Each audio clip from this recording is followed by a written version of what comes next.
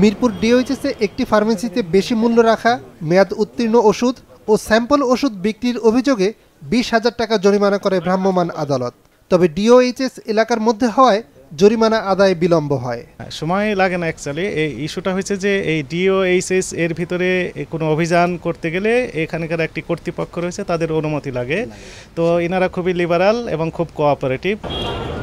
বেলা 3:30টায় ভোক্তা অধিকার সংরক্ষণ অধিদপ্তরের কর্মকর্তারা যান মিরপুর 10 নম্বর গোল চত্বরে, কিন্তু আইনশৃঙ্খলা বাহিনীর সদস্য সঙ্গে না থাকায় অভিযান শুরু করা যাচ্ছিল না।